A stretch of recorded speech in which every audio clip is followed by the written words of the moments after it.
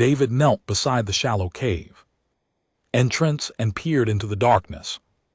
The distress calls had stopped an hour ago, but something told him to keep searching. His scanner showed faint life signs just beyond the rock formation. He crawled forward on his hands and knees, the rough stone scraping against his work suit.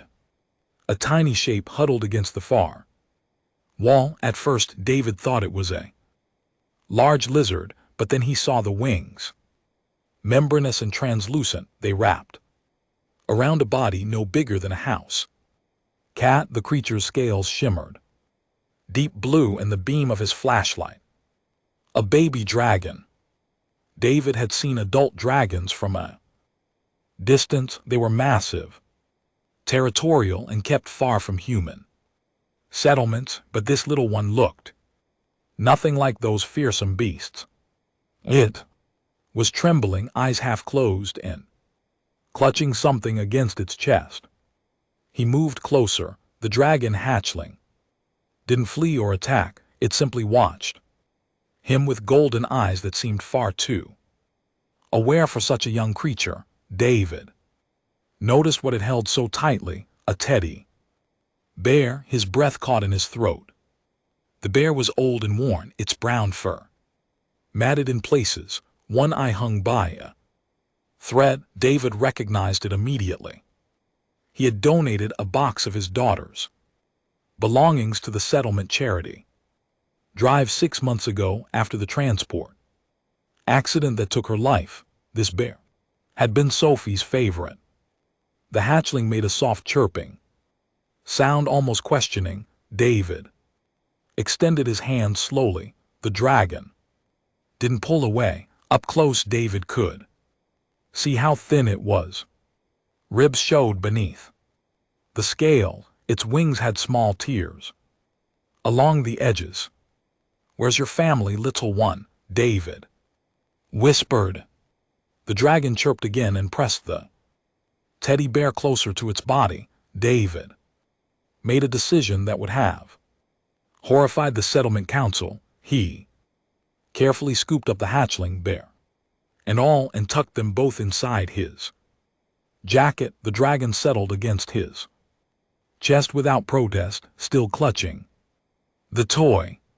The walk back to his habitat took 20 minutes. David kept expecting the hatchling to struggle or bite, but it remained calm. When he finally reached his small living quarters on the edge of the settlement, he set the dragon down on a pile of blankets near the heating vent.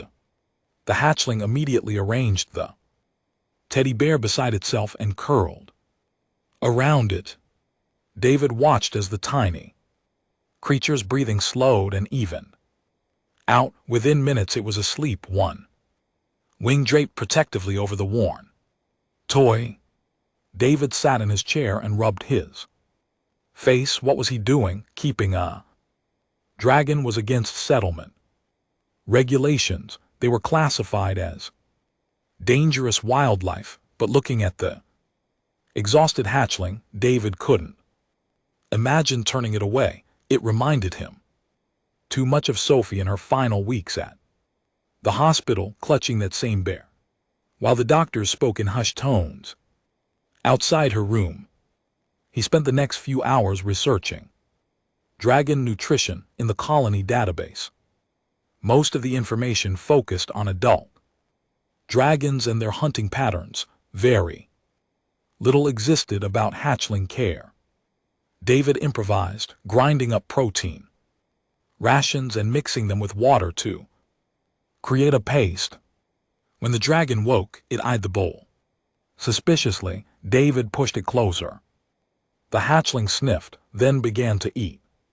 With desperate hunger, it finished the entire bowl in less than a minute, then looked up at David with what almost seemed like gratitude. "I'll call you Flint," David said. Name felt right, strong but not aggressive. The dragon tilted its head, as if considering the name, then chirped its approval. That night David watched as Flint carried the teddy bear to the corner. Where the blankets were piled, the dragon arranged the bear carefully, then curled around it in a protective circle.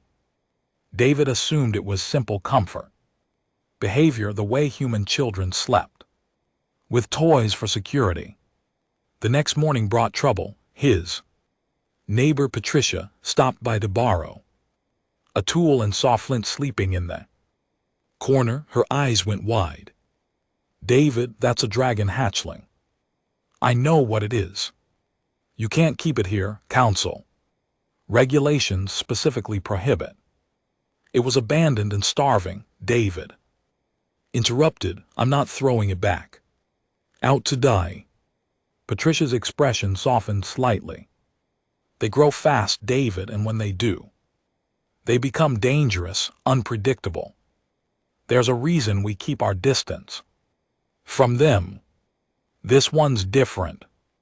That's what everyone says until someone gets hurt." She paused at the door. "I won't report you, but the council will find out eventually. When they do, you'll have to make a choice."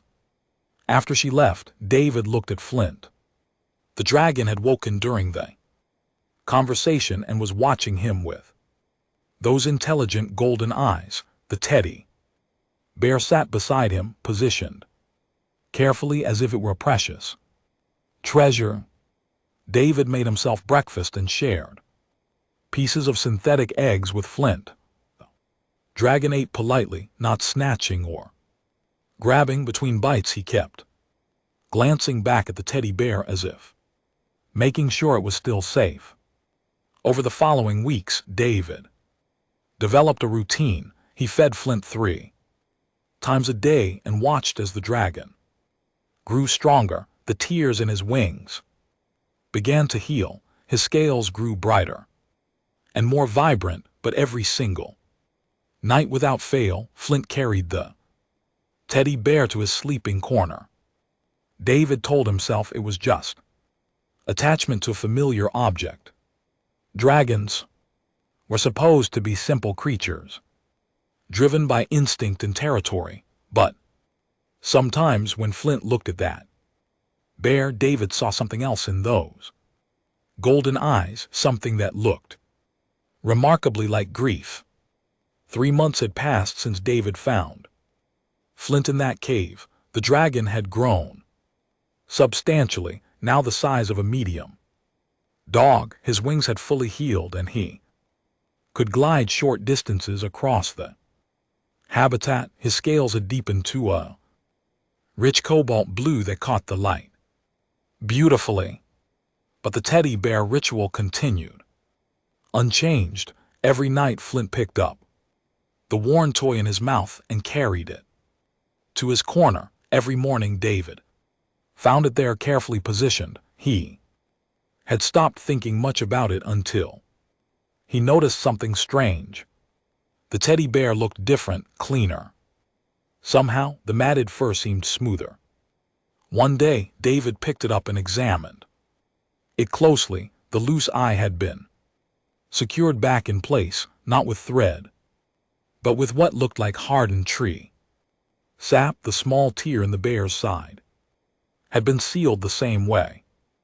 David set up a camera that night. He positioned it to watch Flint's corner without being obvious. Then he pretended to go to sleep in his own bed, leaving only a dim nightlight burning. Through half-closed eyes, David watched his monitor. For the first hour, Flint simply slept curled around the bear as usual. Then, around midnight, the dragon stirred. He lifted his head and looked around the room, checking if David was asleep. What happened next made David's chest tighten. Flint carefully picked up the teddy bear and set it in front of him. Then, with movements so gentle they seemed impossible for a creature with claws, he began grooming it. His tongue, surprisingly delicate, smoothed down the fur in long, careful strokes. He worked methodically, the way a cat might clean a kitten. When he reached a dirty patch, Flint breathed a tiny wisp of flame, so small and controlled that it barely qualified. As fire, the heat seemed to sanitize the fabric without burning it. David had never seen a dragon demonstrate such precise control. After grooming, Flint examined the bear's structure. He used one claw tip, the very point, to adjust the stuffing that had shifted over time. He worked the filling back into the arms and legs, making the bear's shape more even. When he found a loose thread, he sealed it with a drop of resin from a plant he had been chewing earlier. The entire process took over an hour. When Flint finished, he didn't curl up to sleep. Instead, he arranged the bear in a specific position, propped against the wall with its arms spread slightly. Then he settled down facing it, watching it with an expression David had never seen on the dragon's face before. Protective, worried, almost parental. Flint made a soft cooing sound, the kind a mother bird might make to her eggs. He reached out one claw and gently patted the bear's head. Then he began humming a low vibration that came from deep in his chest. It wasn't threatening, it was soothing, like a lullaby. David felt tears on his cheeks. This wasn't a pet playing with a toy. This was something far deeper. Flint was caring for the bear as if it were alive, as if it needed him. The next morning, David made a call to the colony's xenobiology department. He reached Dr. Amy Wilson, one of the few researchers who studied dragon behavior in the field. "I need information about dragon parental instincts," David said.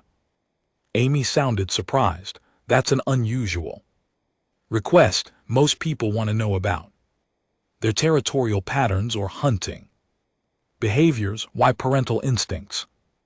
David explained what he had observed, leaving out the fact that he was keeping a dragon in his habitat. He framed it as a hypothetical observation from a distance.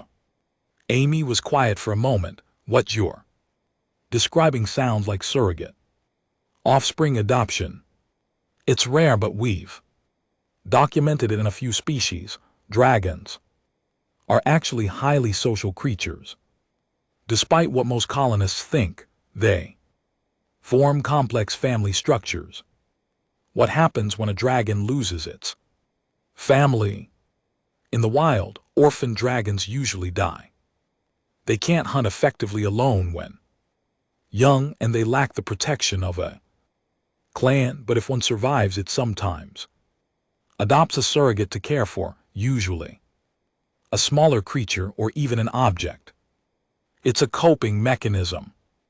"A coping mechanism for what?" "Grief," Amy said simply. "Dragons form intense emotional bonds. When those bonds are severed, especially in hatchlings, the trauma can be overwhelming. Caring for something else, even if that something isn't real, gives them purpose. It helps them process the loss." David ended the call and looked at Flint, who was eating his breakfast. The dragon had positioned the teddy bear nearby, angled so it could watch him eat. Flint kept glancing at it as if checking to make sure it was still there. The realization hit David like a physical blow. Flint wasn't playing. He wasn't just attached to a comfort object. He was mourning. The bear represented the family he had lost, his parents, his siblings, everyone who should have been there to teach him and protect him. And in their absence, Flint had created a purpose. He would be the protector. He would be the parent. David thought about his own grief after losing Sophie, the empty rooms he couldn't bring himself to clean out, the clothes he still kept in her closet, the way he sometimes set the table for two before remembering she was gone. Grief made people do strange things. Apparently, it made dragons do strange things too. That evening, David sat beside Flint, while the dragon performed his nightly ritual. When Flint finished grooming the bear and began his humming lullaby, David reached out and gently stroked the dragon's head. Flint leaned into the touch, still focused on the bear, but accepting the comfort. "I understand," David whispered. "I miss her too."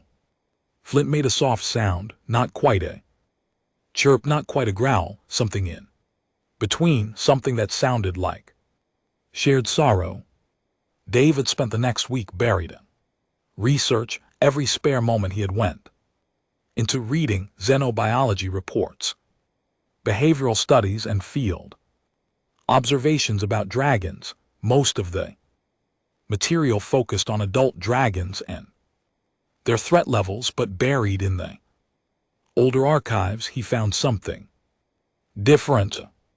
A researcher named Dr. Howard Chen had spent 15 years studying dragon social structures before the colony was established. His work had been largely ignored because it contradicted the popular view of dragons as solitary predators. Chen argued that dragons were actually cooperative, empathetic, and formed multi-generational family units. One section made David stop reading and just stare at the screen. Chen had documented dragon grief rituals. When a dragon lost a family member, particularly a hatchling, the entire clan would enter a mourning period. They would create symbolic representations of the lost one, usually arrangements of stones or preserved objects that held significance. Chen had observed one mother dragon who lost her entire clutch to a landslide. For months afterward, she collected smooth river stones and arranged them in a nest pattern, treating them as if they were eggs. She would turn them, warm them with her body heat, and sing to them. The behavior only stopped when another dragon in the clan laid eggs and allowed the grieving mother to help care for them. David read the passage 3 times. Flint's behavior with the teddy bear suddenly made perfect sense. The grooming, the positioning, the protective watching, the lullaby humming, these weren't random actions. They were a ritual, a way of keeping his lost family alive through care and attention. The report went further. Chen noted that dragons who successfully processed grief through surrogate care often became exceptional parents later in life, but dragons who were prevented from grieving or who lost their surrogates before healing sometimes never recovered. They became withdrawn, aggressive, or dangerously unpredictable.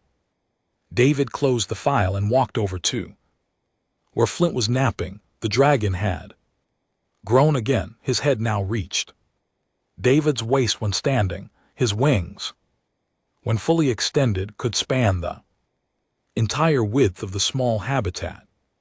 Yet, he still moved with careful precision around the space, always aware of where the teddy bear was positioned. "You're not broken," David said quietly. "You're healing." Flint opened one golden eye and regarded him. The dragon stood stretched and walked over to where the teddy bear sat. On its designated cushion, he picked it up gently and brought it to David, setting it down at his feet. David picked up the worn toy. Flint watched him intently, not possessive, but attentive. David examined the repairs Flint had made. The resin patches were smooth and careful. The grooming had restored much of the fur's original texture. Sophie's bear looked better now than it had in years. "This was my daughter's," David said. He had never told Flint this before, never explained the significance. "Her name was Sophie. She loved this bear more than anything else she owned. Flint tilted his head, listening. David sat down on the floor, and the dragon settled beside him, close enough that David could feel the warmth radiating from his scales. She got sick. The treatments didn't work. Near the end, all she wanted was to hold this bear and have me read to her. David's voice cracked. I donated it because I couldn't look at it anymore. Every time I saw it, I saw her in that hospital bed. Flint made a low sound in his throat and gently nudged the bear toward David with his snout. But you've been taking care of it, David continued. Better than I did. You've been treating it like it matters, like it's precious. The dragon picked up the bear again, and this time, instead of taking it back to his corner, he carefully placed it in David's lap. Then Flint rested his head on David's knee, looking up at him with those impossibly intelligent eyes. David understood. Flint was sharing the burden of care. The bear had been a symbol of loss for both of them, but maybe it could be something else too, a symbol of connection, of understanding between two grieving souls who found each other by accident. Over the following days, David made changes. He moved the teddy bear's cushion from Flint's corner to a central location in the habitat, a place they could both see from anywhere in the room. Flint adapted immediately, performing his nightly grooming ritual in the new spot while David watched openly instead of pretending to sleep. Sometimes David would sit with Flint.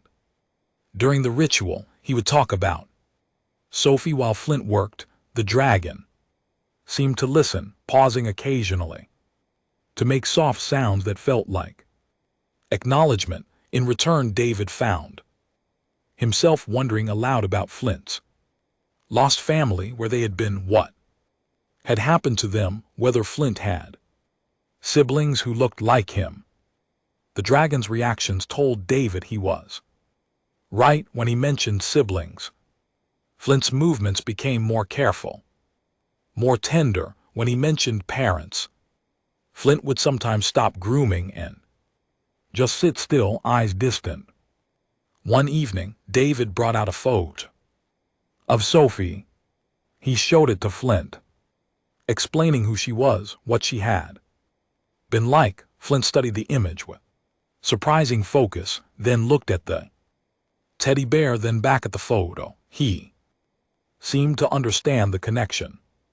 That night, Flint did something new. After completing his grooming ritual, he picked up the teddy bear and brought it to David's bed. He placed it on the pillow beside David's head, then settled on the floor nearby. The message was clear. They would share the grief. They would share the healing.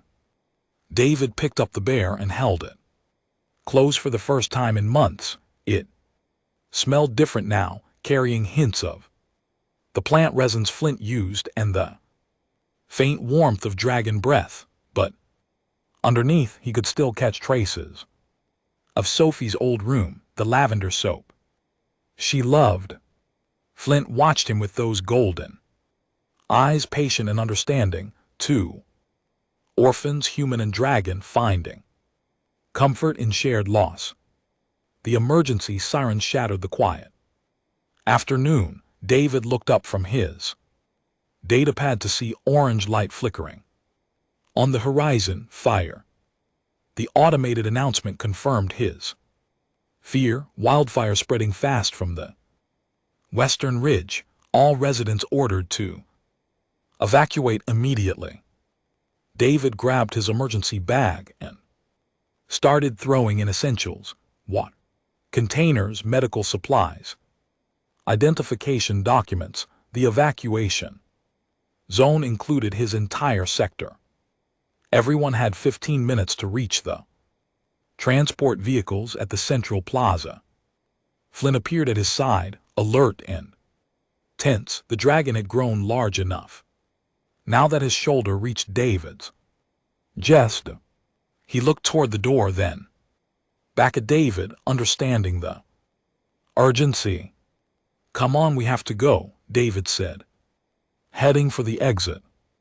Flint didn't follow. Instead, he ran to where the teddy bear sat on its cushion and picked it up in his mouth. Then he moved to the door, waiting. David started to leave, then realized his mistake. In his panic, he had forgotten about the bear. For Flint, leaving it behind would be like leaving a child in a burning building. The dragon would never abandon it.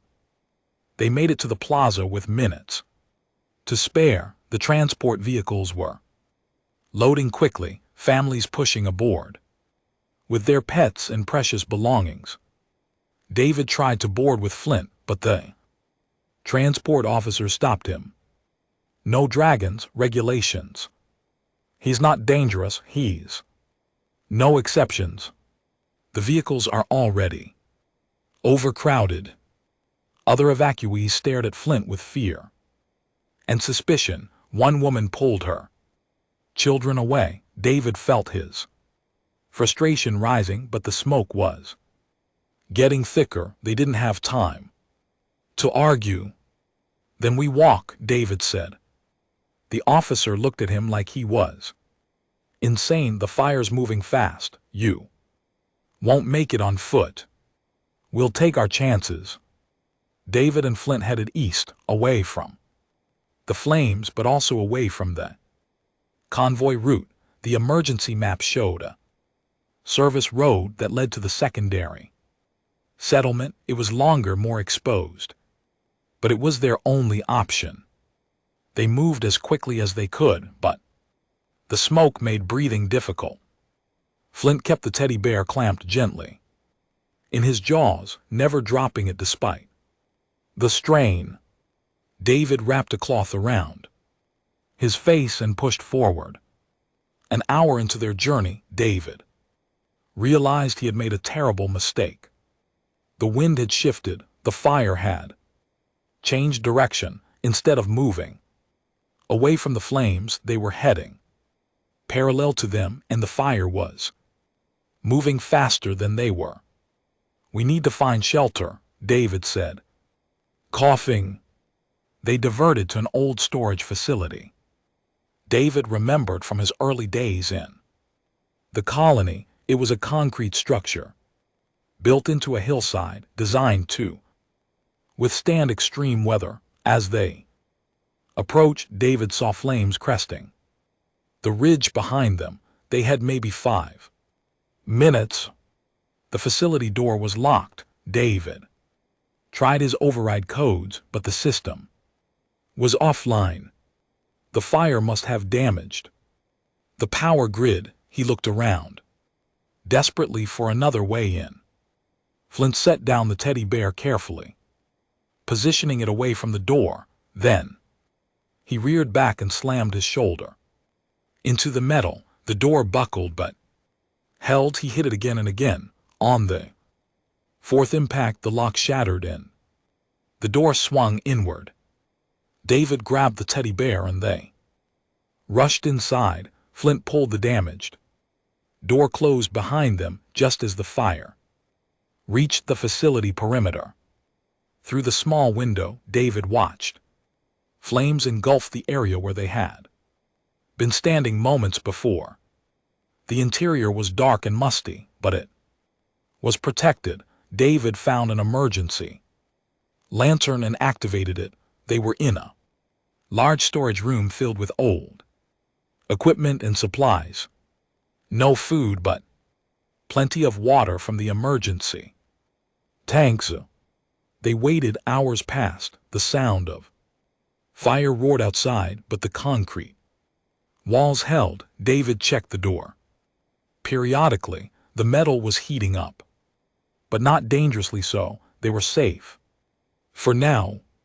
Flint stayed close to the teddy bear, which he had positioned in the safest corner of the room. The dragon was breathing heavily, exhausted from their escape and the repeated impacts on the door. David noticed burns on Flint's scales, where embers had struck him during their run. "Let me see those," David said, opening his medical kit. Flint initially resisted, more concerned with checking on the teddy bear than his own injuries. David had to physically move the dragon away from the toy to treat the burns. Even then, Flint kept turning his head to make sure the bear was still visible. As David applied burn gel to the worst wounds, he felt a surge of emotion. Flint had been hurt protecting both of them during the escape, but even pain, even in danger, the dragon's first priority was that worn teddy bear, not because he didn't understand the danger, but because the bear represented something he refused to abandon, just like David had refused to abandon Flint when everyone else said dragons were too dangerous to save. A loud crack echoed through the facility. David looked up to see a section of ceiling beginning to buckle. The fire above must have compromised the structural supports. He pulled Flint away from that area, but more cracks appeared. The whole section was failing. David grabbed the teddy bear and ran toward the far corner. Flint was right behind him. The ceiling collapsed with a deafening crash, sending debris and burning wood cascading into the storage room. A support beam fell directly where they had been standing seconds before. But they weren't clear yet. More of the ceiling was failing. Flint made a decision faster than David could process. The dragon spread his wings wide, covering David completely, and positioned himself over both the human and the teddy bear. Debris rained down on Flint's back and wings. David heard the dragon cry out in pain as burning wood struck his scales, but Flint didn't move. He held position, sheltering them both. When the collapse finally stopped, David crawled out from under Flint's protective wing. The dragon's back was covered in burns. His wings had tears from the sharp debris, but he was still standing, still conscious, and still checking to make sure the teddy bear was safe. The rescue team found them 12 hours later. David was exhausted and dehydrated, but alive. Flint was worse. The burns covering his wings and back were severe, and he had lost a dangerous amount of blood from the deeper lacerations. But when the medics tried to separate him from the teddy bear to load him onto the stretcher, the dragon growled for the first time since David had known him. "Let him keep it," David said firmly. "He won't go without it." The head medic, a woman named Dr. Rodriguez, looked skeptical but nodded. They carefully lifted Flint onto a specialized transport designed for large animals. The dragon clutched the teddy bear against his chest the entire way back to the settlement's emergency medical facility. The colony had survived the fire with minimal damage thanks to the fire breaks and quick evacuation, but the medical center was overwhelmed with injuries, both human and animal. Flint was taken to the veterinary section, a large building that usually handled livestock and work animals. David refused to leave his side. Dr. Rodriguez tried to make him go to the human ward for his own treatment, but David insisted he was fine. She finally compromised, treating his minor burns and smoke inhalation while he sat beside Flint's recovery pen. The dragon was sedated for the worst of the treatment. David watched as the veterinary team cleaned and dressed the burns, stitched the deeper cuts, and administered antibiotics. Through it all, Flint kept one claw hooked around The teddy bear, even in his drugged sleep. Other colonists came to see the dragon, who had shielded a human from falling debris. The story had spread quickly. Many who had previously viewed dragons as dangerous pests now looked at Flint with something approaching respect. Patricia visited on the second day. She brought food for David and stood quietly, watching Flint sleep. "I was wrong about him," she said. "Finally, about dragons in general, I think they're not what we assumed," David agreed. "The council wants to meet with you once Flint is recovered. They're talking about revising the regulations on dragon contact." David nodded but said nothing. He was more concerned about Flint's recovery than politics. The dragon woke on the third day. His first action was to check that the teddy bear was still there. When he saw it positioned safely beside him, he relaxed. Then he noticed his bandaged wings and tried to stand. "Easy," David said, moving to his side. "You're still healing." Flint settled back down but looked distressed. He kept glancing at the teddy bear, then at the medical facility around them, then back at David. Dragon made a soft, anxious sound. David understood. Flint was worried. In his mind, he had a responsibility to protect and care for the bear. Being injured and confined meant he couldn't perform that duty. The anxiety of failing in his self-appointed role was probably worse than the physical pain.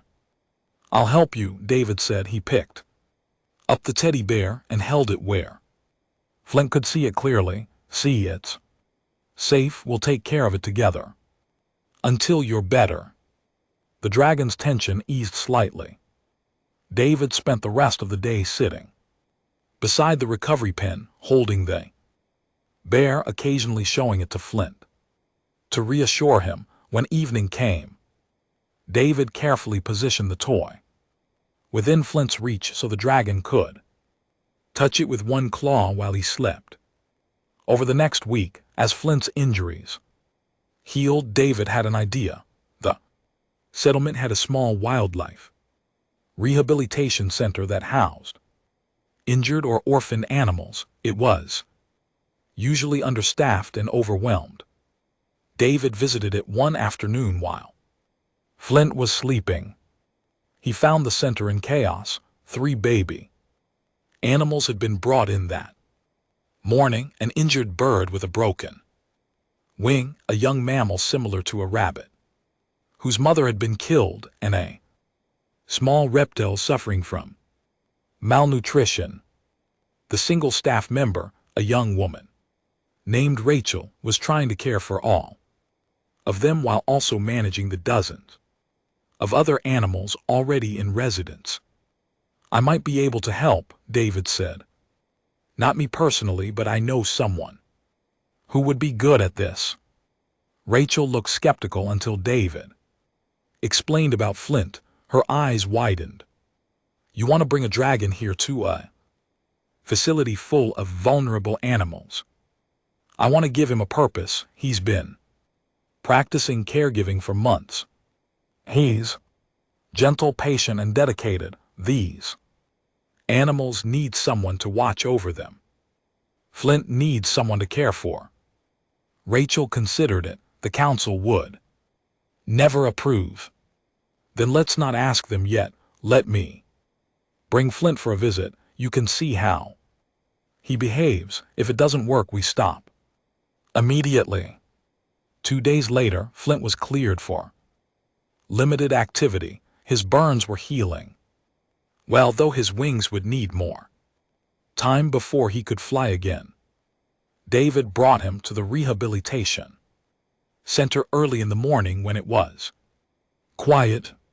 Flint entered cautiously, still carrying the teddy bear. The smell of other animals made him alert but not aggressive. Rachel led them to a section where the 3 newest arrivals were housed in separate enclosures.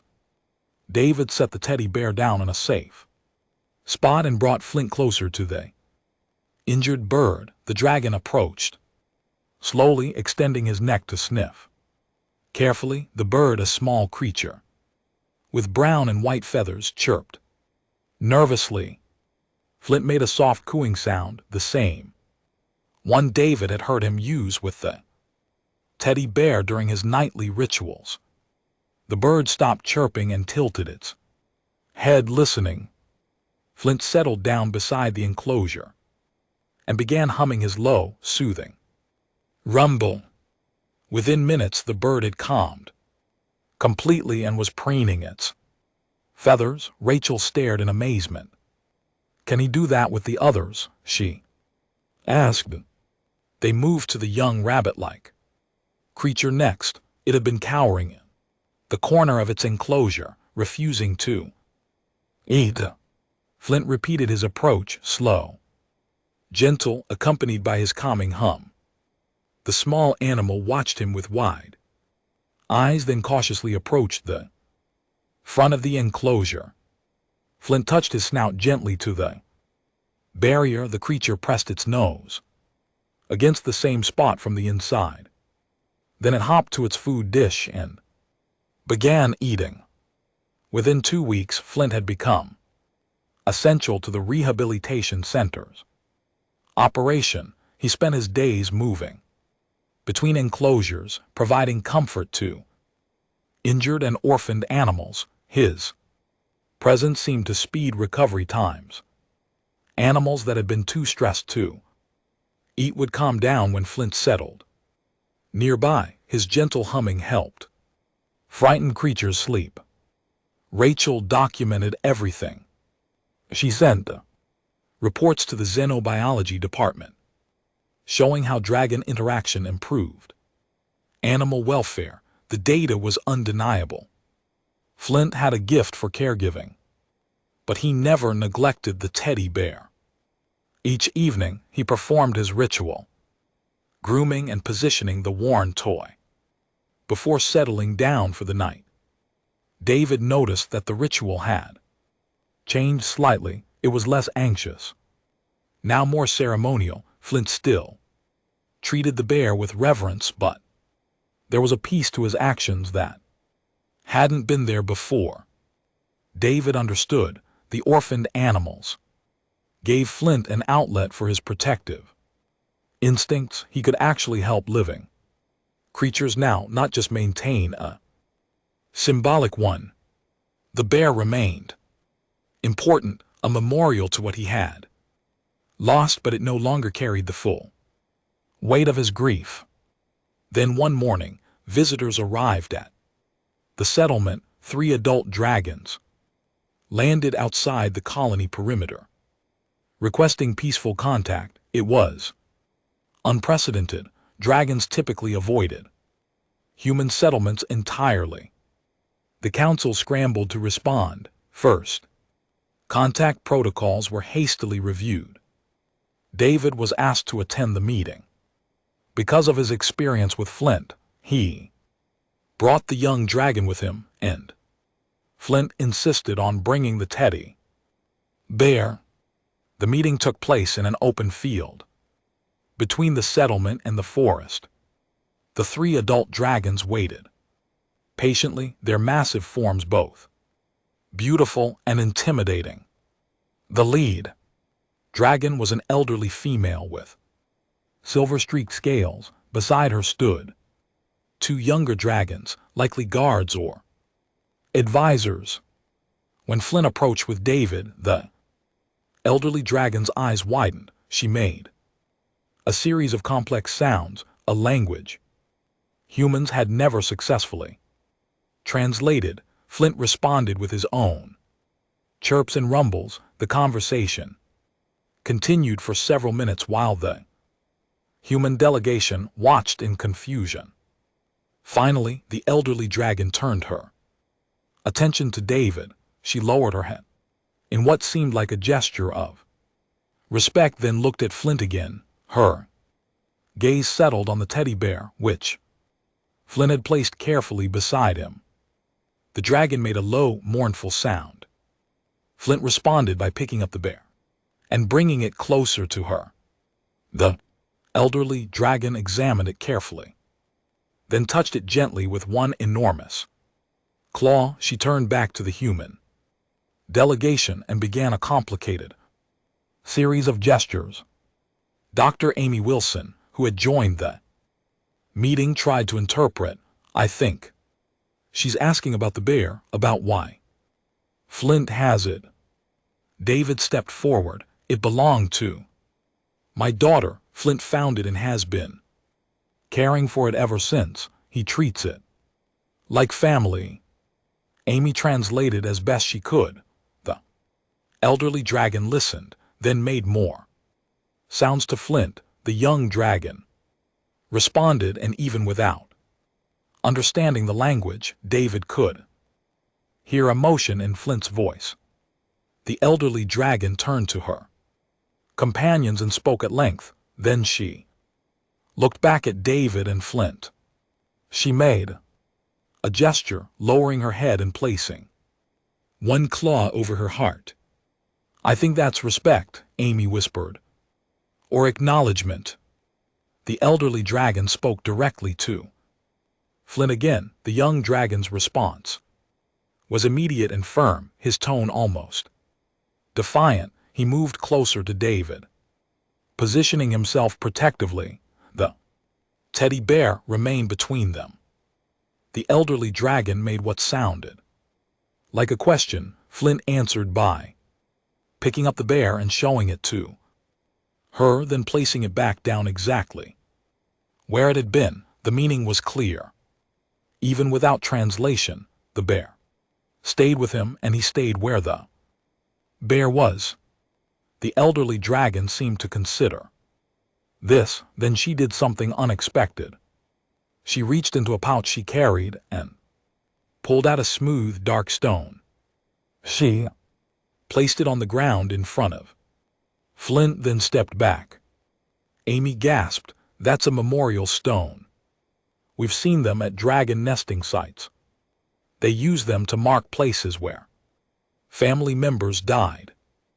The elderly dragon spoke again, her tone gentle. Flint approached the stone and touched it carefully. He looked at the teddy bear, then at the stone, then at the elderly dragon. Understanding passed between them.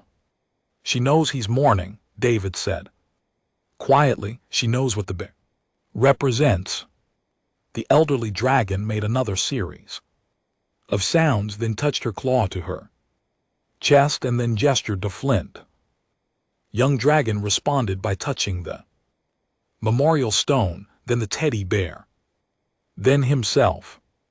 I think she's explaining that he lost his siblings, Amy said.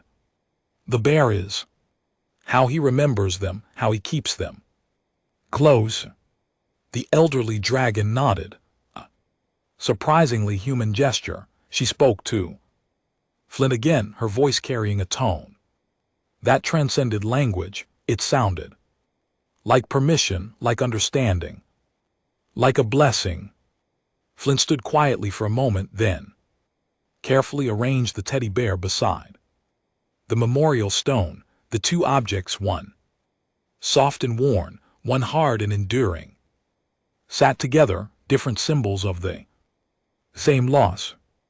The elderly dragon turned to David and made a sound that was clearly a question. Flint answered before anyone could attempt translation. He moved to David's side and placed one wing gently across the human's shoulders. The message was unmistakable.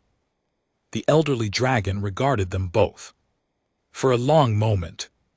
Then she made a sound of approval. She spoke to her companions, and the three dragons prepared to leave, but before departing, the elderly female approached Flint one more time. She touched his head gently, a gesture of farewell or perhaps blessing, then turned and launched herself into the sky.